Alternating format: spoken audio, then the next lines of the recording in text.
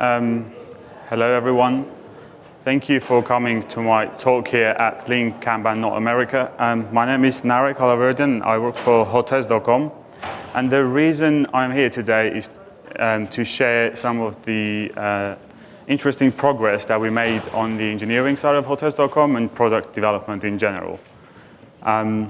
Feel free to use my Twitter handle and tweet questions or comments. I'll be glad to come back and answer the questions after the talk.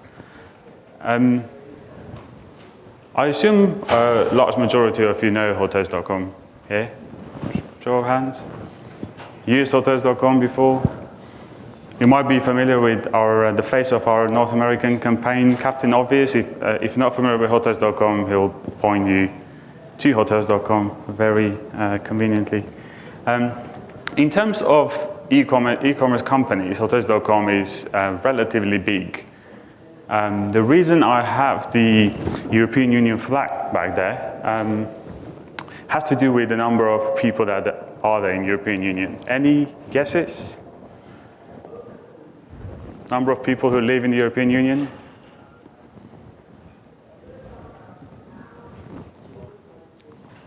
A bit higher. Sorry? Just over 500 million people. And the reason I have it is because that's the number of people, the unique visitors, unique customers that we had on Hotels.com in 2014. And that is about, in average, 1.5 million unique visitors. On some peak days, it can get up to 2.5 million unique visitors. And having that amount of people on the website is risky, because if something goes wrong, then you are going to upset everyone there. In terms of sales, I can't really give you all the numbers, but I can say that we're very comparable to a retailer in the United Kingdom called John Lewis.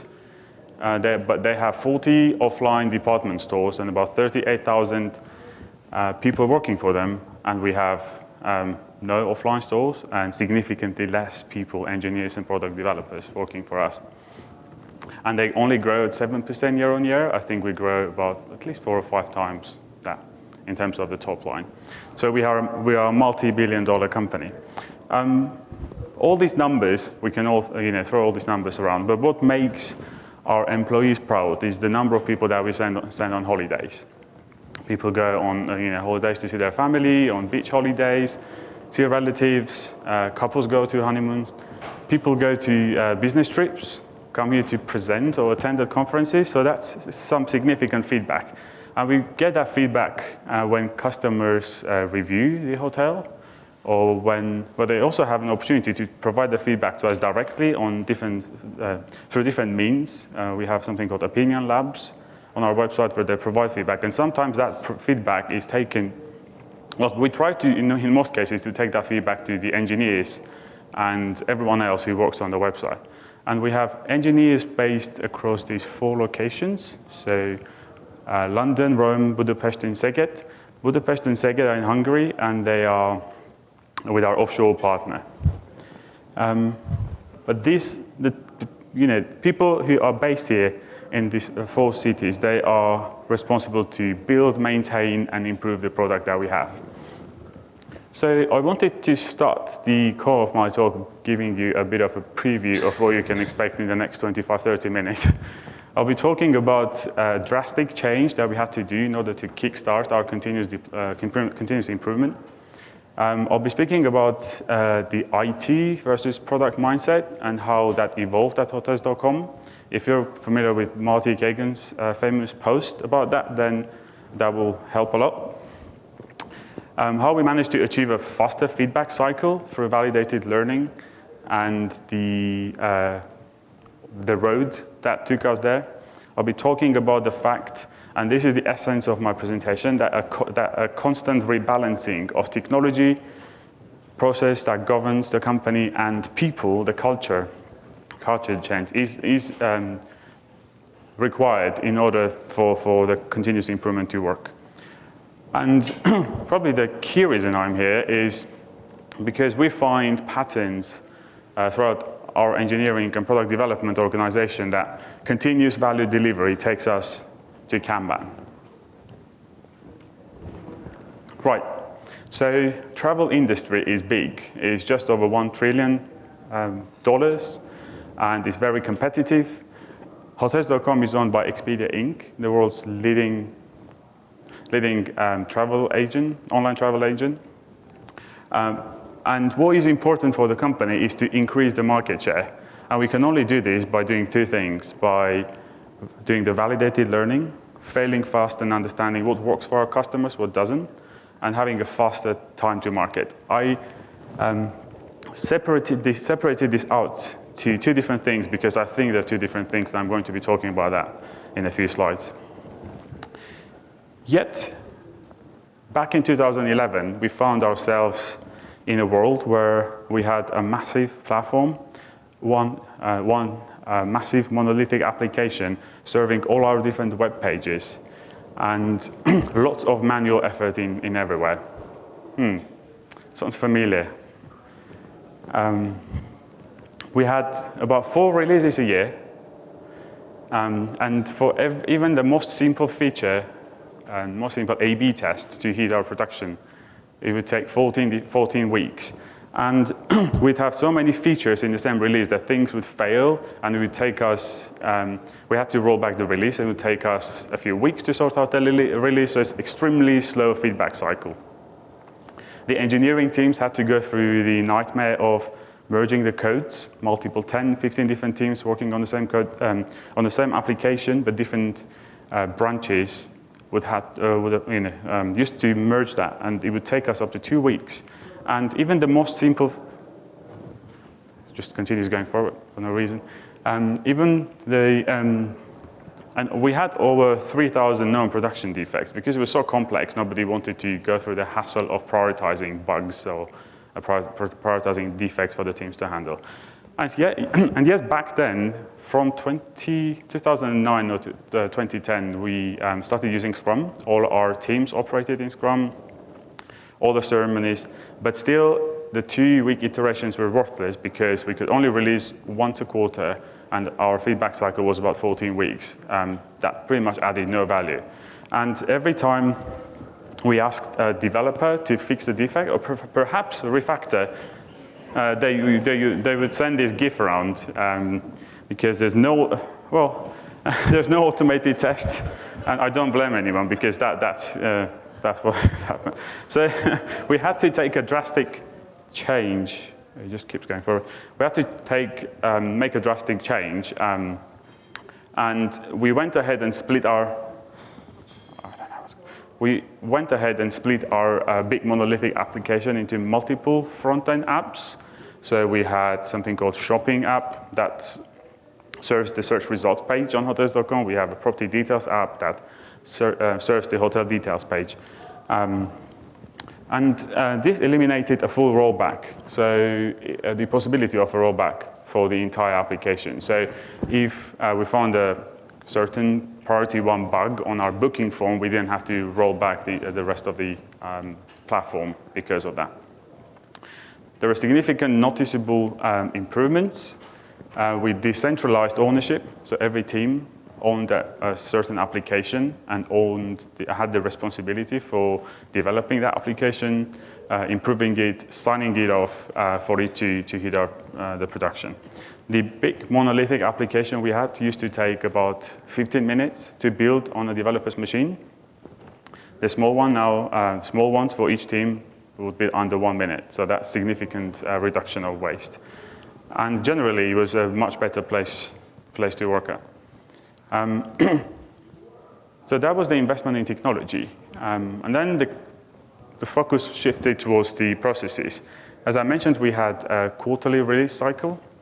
This slicing of the application enabled us to come up with a 2-week release cycle, where every fortnight there would be a vehicle departing to production, and if the team signed off the application would get on board and be shipped to production. The next thing that came around was a cultural change. All this technology and process changes changed a lot around. And We knew that delivering fast required new methods, new ideas, new practices, and it required people to have an open mind, because you could easily get into the habit of getting used to the tools, the technologies you have, and every time there is a new change suggested, you will obviously be against the new tools. And there was significant resistance, particularly with some of our offshore teams, because apart from the technologies and the process that we used, they were governed by the technologies and processes used at the offshore location. So I remember there would be lively debates about using certain code base like Stash versus migrating from Perforce to Stash would take weeks of discussions. And there would always be early innovators, and there will always be early adopters, but as the diffusion of innovation model suggests, there are a lot of laggards who we had to work with in order to make sure that we take the people with us. We didn't want to leave anyone behind, and we wanted to make sure that all the improvements that happen, everybody accepts the improvements. So as I mentioned, we have engineering teams across 4 locations. We have no authoritarian micromanagement or command and control. All the teams are autonomous and cross-functional. We see movement to a world where we no longer have separate user interface engineers, Java engineers, and QA engineers. We have experts, so we have people who have expertise in perhaps exploratory testing or more on the CSS, JavaScript in the world. But we have a lot of versatile players, more universal engineers who would do everything that is possible to get the team closer to the goal. And this is the first time that we started noticing some of our teams moving to Kanban. Because on the Hotels.com side, we have teams that focus on building features for customers. So A/B test, a lot of A/B tests. And we have teams that provide the core domain services that have JSON interface, RESTful interfaces for these front-end applications to use data, pricing, availability, and all sorts of different data required for them to render these features. And as the release cycle got more independent for these backend teams, we started them moving to Kanban. We started seeing them move to Kanban because they started obviously not liking the cadence that Scrum forced on them. Another change in this world, the cultural change, was that architects, who the teams previously saw as these traditional architect people who would ask for technical architecture diagrams and documents, etc. They, as part of this transition, they just became coaches. They're sparring partners for the teams to go talk to bounce off ideas and see what's the best way of going forward.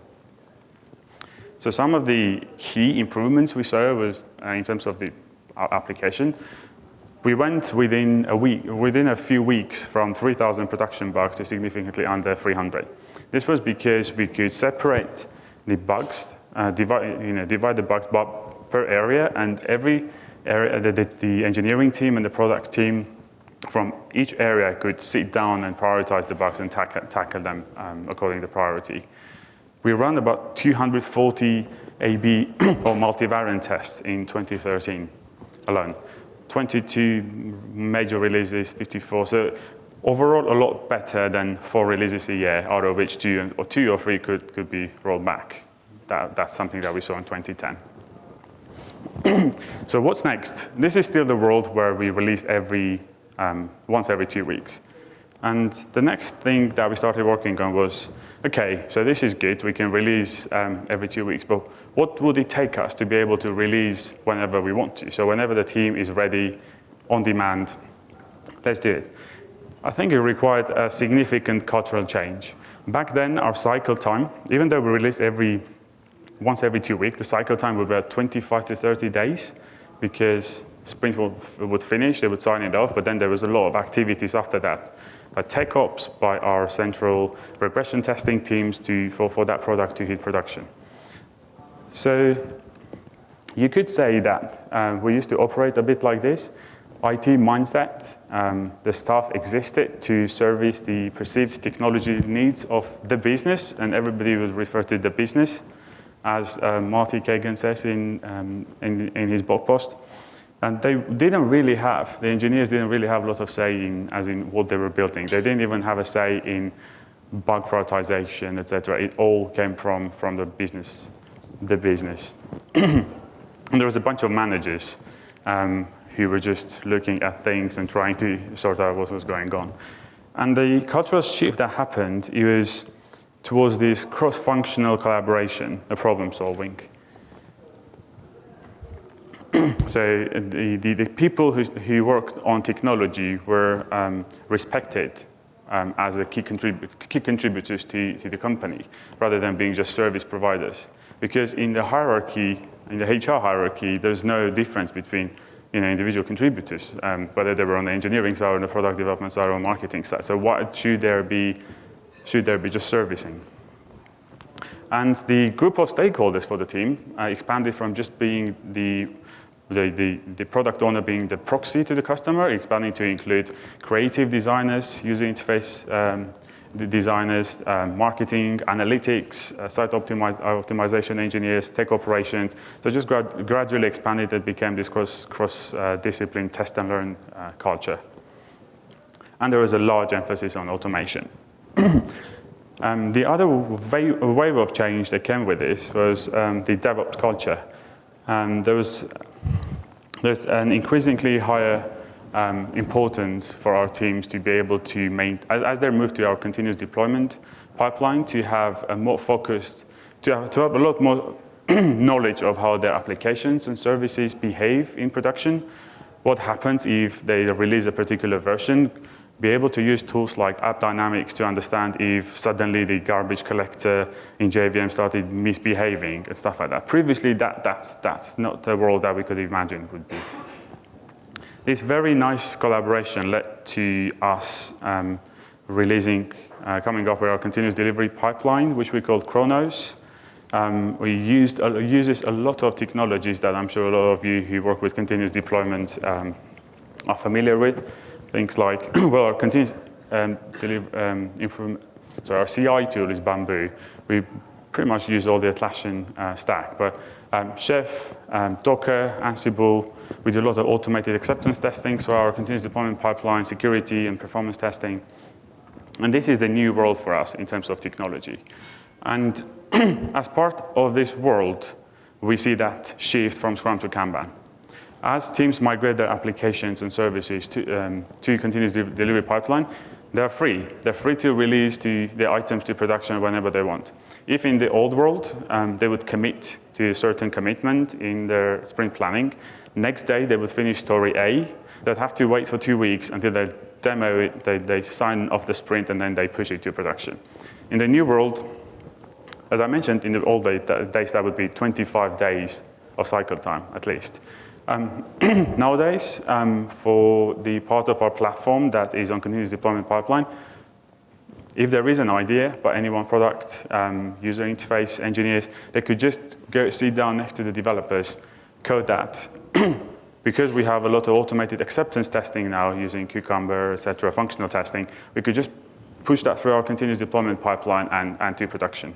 And that will be a lot less painful than what I portrayed to you in in the first few slides of my presentation of what used to happen in 2011.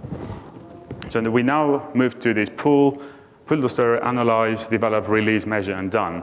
And another change, I was walking around our offices the other day, and another change I noticed was that the structure of the Kanban board changed. And I don't think you see, but new sections have been added to some of the boards, saying the story is in staging, is in pre-production, is in production, because the team controls when and how they push items to our production environment. And because I mentioned in the beginning how many unique visitors we have a day, average 1.5 million, and I think in average we have 800,000 unique searches on our search results page. Even the tiniest change can cause the company to lose or gain, at least 10 of, Usually, even the most simple change takes adds about or removes about $5 million in sales. So even the minor bug introduced on our search results page, on our booking form, would cause a lot of damage. So it takes a lot of trust and confidence in order to shift that responsibility to the teams. But we have built that as part of the investment in technology process and in the culture. We do a lot of A/B tests, and we focus on the minimum viable product. But one thing that we find, and I believe that the rest of the e-commerce finds as well, is that 2/3 of the time is wasted with these tests, because only about 33% of the A/B tests are successful. That means 2/3 of the time is basically a waste of time. Yes, we found ways that did not really work for customers, but imagine what would happen if these 2/3 of tests would have been successful as well. And there is I'm sure you know the quote by Henry Ford, who said, if I'd asked customers what they want, they would have said faster horse. What we tend to do is, feedback from customers is very good, but it is a lot more value to actually get that feedback through when they interact with a feature that you put in front of them. Steve Jobs said that customers don't know what they want until we've shown them, and he had a point about the fact that I think he said customers don't know what they want, they know what they don't want. So that led us to a world where we said, okay, can we probe the idea even before development? Can we not waste our engineers' valuable time on building features that turn out to be worthless?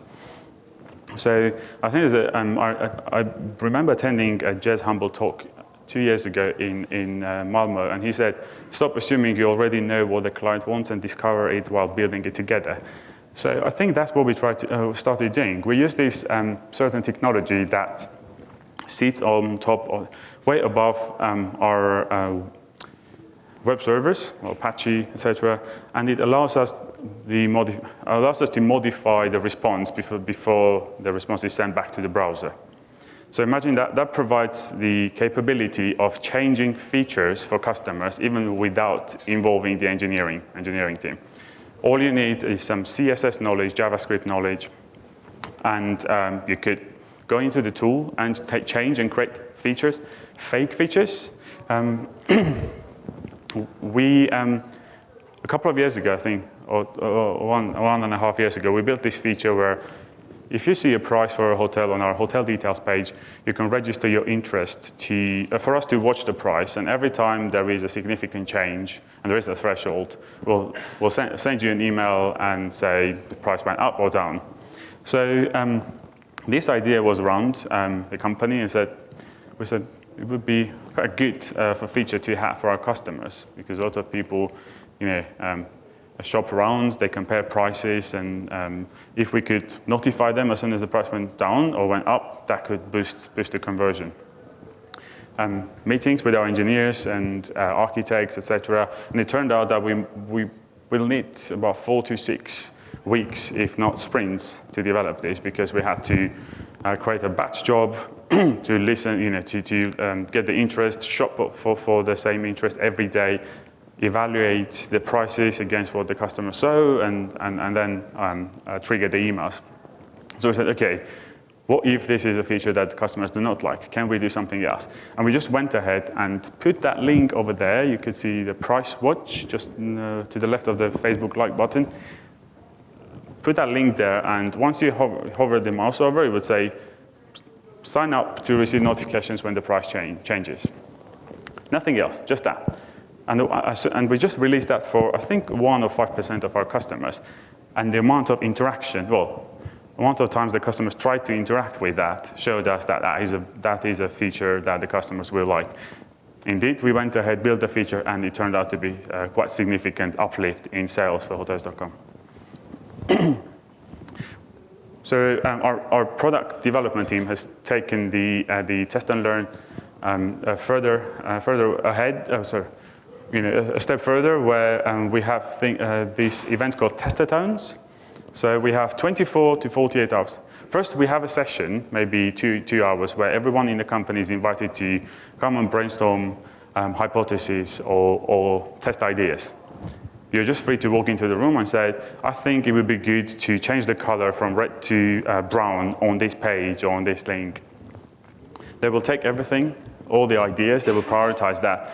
And we'll run this 24 to 48 hours event called Testathons, where it's just mostly user interface engineers, because I mentioned all you need is CSS, HTML, JavaScript skills, and regular expression. And you can just build as many tests as you want. Of course, using these tools that are available, the downside is that it might, if the tests are implemented wrongly, it might reduce your performance, the performance of your page, because it's an extra layer added to your web service. But it's only the odd case, and in most cases that doesn't happen. So that helps us to build a backlog of ideas, and within those 24 or 48 hours, it's very easy to build a test in the tool and push it to production and even see an early result and adjust it. Usually, depending on which side of our, which page of our website the test is run on, it could take from a few hours to a week to come up with a significant result of the test. And our analytics team has very good tools that allows us to measure that. And we also do, this one is driven a lot more by engineering. We also do regular hackathons, something that a few years ago we couldn't have imagined because we're under the pressure to deliver stuff, not say just service the business. But now we do hackathons twice a year. Last December, and next one is going to be actually in a month's time. This is more opportunities for the engineers to come up with stuff they would like to see on production. I've got a number here, 16 million variants. And that is the number of tests that, so on our search results page, we have 21 active A/B tests, active multivariant tests. And it's basically the 2 in the power of 21 is very close to 17 million. And that's the different variations of our search results page that now exist on production. So it is possible that two people sit next to each other, open hotels.com, search for London or Paris, and they will not see exactly the same page. It could be significantly different. And we, in 2014, we carried out about 100 plus, in some cases, A/B tests each quarter. And the ability to do those fake black swan features is what took us to those numbers. And one thing I was thinking about the other day was, is this possibly the world we're heading into? Because yes, we have our core engineering teams and we want them to be working on things that are valuable. And on the other side, we do a lot of A/B tests, fake or just very simple A/B tests to understand what features we should be working on. Could we start, for every story that goes into the backlog for core engineering teams, could we assign a numerical value in terms of how much it improves sales? And if that's the case, then we could start tracking something like average running value of the board. I don't know if that even makes sense, but it could be a possible indicator of the innovation or the quality of ideas that hit the engineering team's backlog. This is something that I'm currently investigating to see even if it's a possibility to do. But if for the majority of our tests we establish the value even before it hits our core engineering team, then we could surely start tracking this. So as I mentioned, this was a significant cultural change. And if 2 or 3 years ago, we couldn't have imagined talking about us all together, the company, on the technology side. It was always, again, IT mindset, just service the business. We have now shifted our shifted the culture in a way where these are our 4 goals for Hotels.com technology team this year. And number 1 priority is enable our business. So that's enabling our business to deliver more value to its customers, improving our pace That's basically relentlessly measuring cycle time and improving it even further, and removing all the inhibitors in a way. Elevating our profile, that starts with inside Hotels.com, inside Expedia Inc. as the parent company, and out there in the community, like what I'm doing now, and shaping our future as in investing in future talent, graduate schemes, etc. So overall, I think it has been constant rebalancing between investment in technology. 3-4 years ago, talking to our engineers, I'd always come out, I'd always have the feeling that they're just focused on building the best architecture solution they could build. And by the time, but the fear is, by the time we build that, it might not be needed anymore. We used to build these multi-layers of abstraction for kind of making it easy in the future to migrate to new availability servers, like price and availability services.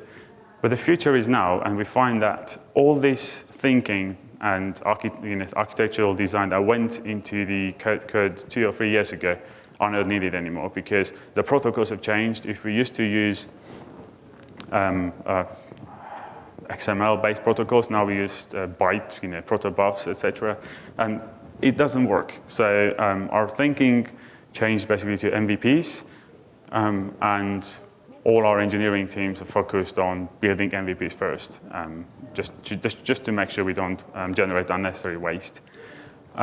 So there was, initially we had to make that investment in technology, slice and dice our applications to enable processes to improve, streamline, to enable us to release quicker. But people had this kind of the key role to play, and we had to be very careful not to leave everyone behind. And that is it. We're hiring everywhere. So in case you're interested, either visit the link there or just drop me a tweet or something like that. Thank you.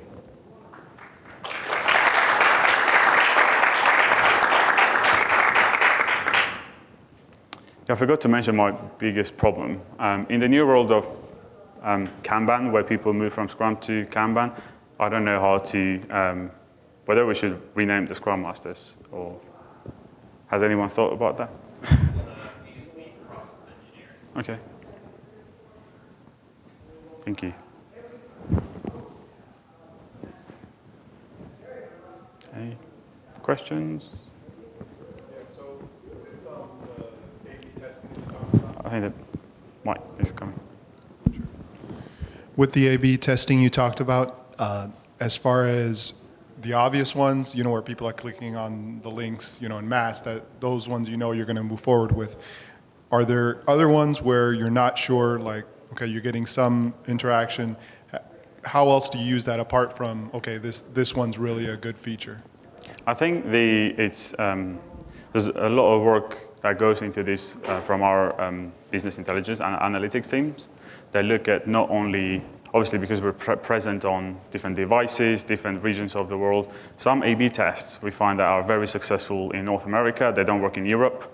Some are very successful in Asia. They have absolutely no impact in the US, etc. So they look at every single, they slice and dice the data in every single possible way. And sometimes we just move ahead with the A/B test in a particular region or on a particular device. So we have cases where on our mobile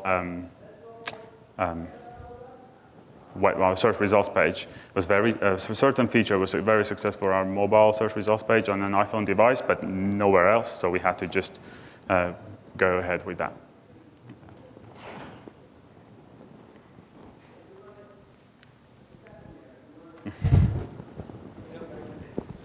So the Kanban board that you showed are mainly at the team level, I suppose. And mainly in terms of managing the delivery of features. Do you see Kanban also playing a role in managing your portfolio of experiments that you're doing, or? Yes. Overall, as you can see, even though I'm presenting here, I think we're very new to Kanban. Yes, we used a lot. Our tech ops and infrastructure teams have been using Kanban quite successfully for some time, but our engineering teams have only gradually migrating now. the last of my teams that was using Scrum has expressed an interest, and I think they're in the process of transitioning to Kanban, and that is because they moved to the continuous deployment world. But I think there is also a growing interest from our product, marketing, and other departments. And largely, I think they're constrained already by the fact that we use Kanban, and they basically using similar practices. It's just that the tools that we use right now, and we're on Greenhopper on Jira, are not very helpful. So I was very glad hearing about all the different Kanban tools in David's keynote. Yeah, my question was also about the Kanban board. I saw in, I think it was slide 33, you had a couple of tickets that were right on the line. I was just curious, was that how you showed, it was a queuing in between two columns? Yeah, the pink and the green are right on the line in between the third from the right and the second to the right. I wouldn't be able to tell you what, but I'll check and get back to you on Twitter.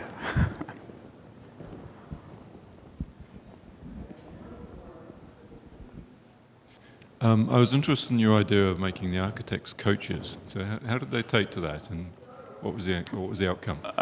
I think that was fairly natural. I didn't really see any resistance to that.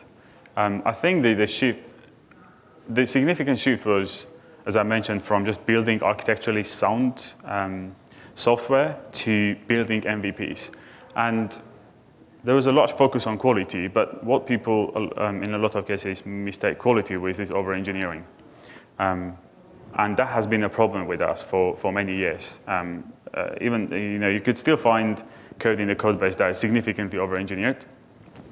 My thinking currently is that we don't stop our product development and just go and address the over-engineering work.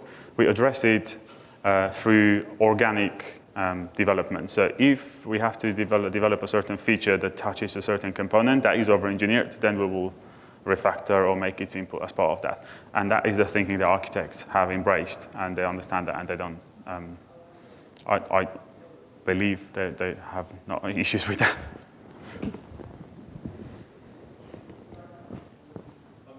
Just a quick question about how big are your teams? So we have, I believe, around 300 people in the tech department. I look after about 80 or 90, I think, across Rome, London, and Hungary. And then they're split into what, teams of 7? Or? 7, yeah. About 7. The backend core teams would be 5 Java engineers and 2 SDETs. And in terms of our feature teams, so teams building features, it will vary, but it will be 2 user interface engineers, 3 Java developers, and SDET, and potentially an exploratory tester as well. Have you found duplication between teams to be an issue, like people reinventing the wheel? Well, in the beginning, but then as our architects are very good coaches and we have a very good relationship with them, we came up with these, we borrowed the technology radar from ThoughtWorks, and I believe I should have, if you just give me a second, I will show you, if we still have time, I will show you what it is.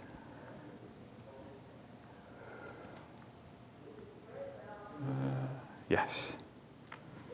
So we have that. It shows basically the technologies or processes that we plan to remove, that we don't want anyone to start new use, or technologies that we evaluate, we trial, that we want to adopt, and that we basically hold because it's fundamental for the success of the company. This is available. This is real-time interaction for all. You can interact with this real-time, and all our teams can see this. So if someone, some team in our Szeged office in Hungary starts trialing Redis or Kafka, for example, they would engage with architecture and put that item on the technology radar. So and we encourage people to, before starting any investigation or a spike on a certain technology, to check if that's already there. If it's there, then they would engage with that team and share nodes and knowledge.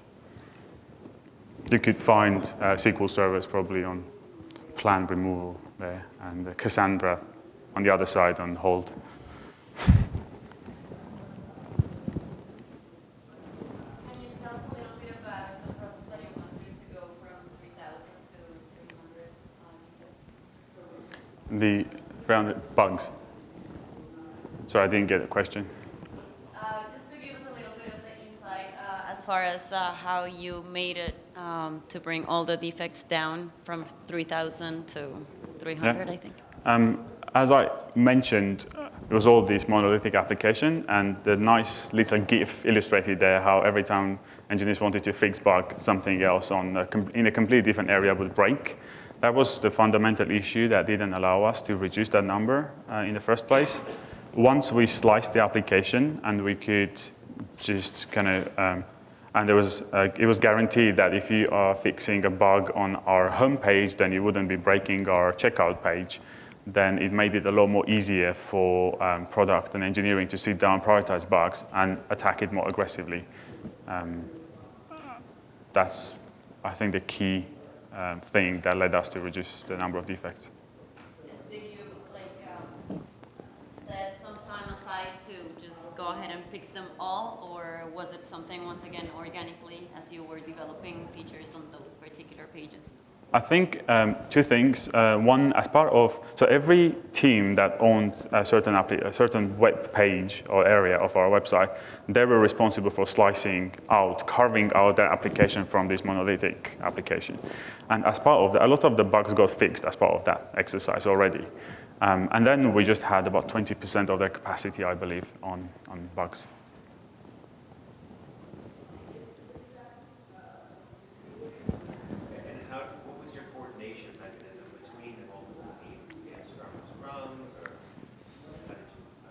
Generally, or for this exercise? Yeah, it was mostly Scrum or Scrums. We also have, I mentioned that we have flat structures. There's no authoritarian micromanagement, but we still have a few dev managers who's basically, who have also a weekly meeting where some of the stuff gets discussed there as well.